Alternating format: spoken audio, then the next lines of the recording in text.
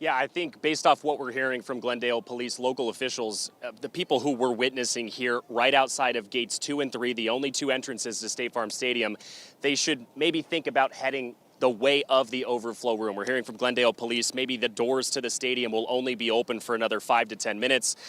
As we spoke with you about 30 minutes ago, you were seeing this line we're showing you right here, this initial line, maybe people on the tail end of these crowds. There is also these lines, if we can go a little bit further down in the distance. I don't know if that's lines to the overflow arena, which is Desert Diamond Arena over here to my left, or what those lines are, but those have been consistent lines for hours now. And so this really just goes to show the mass amount of people who have come out here today. Again, estimates, I believe, of 100,000 is really low compared to what we're seeing here today.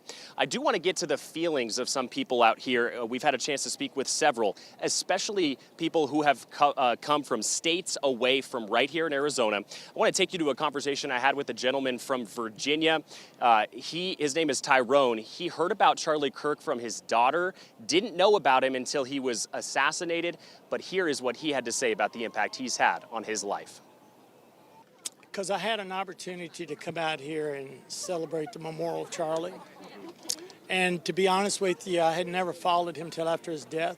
And my daughter has followed him for years. And the day he was killed, she called me to come and help her with the two kids. She couldn't function. She cried all day. And she cried this morning when she knew I was here. So she said, "Dad, would you go for me?" And I said, "Sure." And I have quit watching TV since he was killed, and I watch nothing but his podcast. Really? And I'm learning a lot about him. And he was definitely a smart, brilliant man of God. Yeah. This is a revival that's going to start, and it's going to go all over this country. You know, I have a friend at home who leaned towards the left, and I talked to her the day before I left out here, and she said, "I'm running to the right. God has opened my eyes, and I'm running to the right."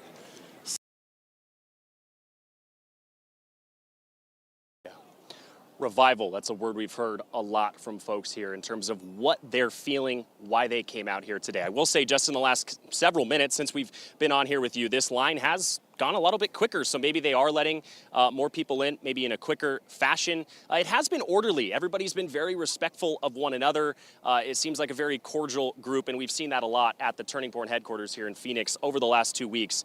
When we get out to gatherings like this in the name of Charlie Kirk, these are cordial, community-like gatherings. I think that is something that Charlie himself would have wanted. We'll send it back to you. And Sean, before we let you go, just want to make sure that we have this update here coming from Glendale officials to me. They're saying the stadium is officially closed now. They will not be allowing more people to get in other than who's already been there at the very front. And as they start to go, so these people definitely will either have to go to that stadium overflow at Desert Diamond Arena or maybe to just some areas around there who will be airing the service. And Sean, I'm wondering, have you spoken to people who have just decided to turn around? This is a big sacrifice to get all the way over there, to find parking, to get out, to set their day up to be here. What are you hearing from people who are out there who just are thinking, hey, I guess I'm not going to get in? Yeah. Some that have felt that in terms of they don't think they're going to get in, they've left. Others are just overwhelmed with the conditions, the standing, the heat stroke that it feels some people are experiencing. That's another reason why people have left as well.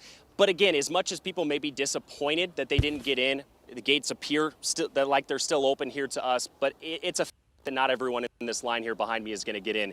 They just feel that as though they are appreciative that they were able to come here, converse with other people who are also in this line, who may also not get in, come together as a community of like-minded people, all in the name of Charlie Kirk today. We'll send it back to you. You know what? And that might be the best way to memorialize him. Exactly what you just said. And I think that's the fastest we have seen that line move all morning long. Right behind you as you were talking, we saw those people. That's the first time we've seen people take steps since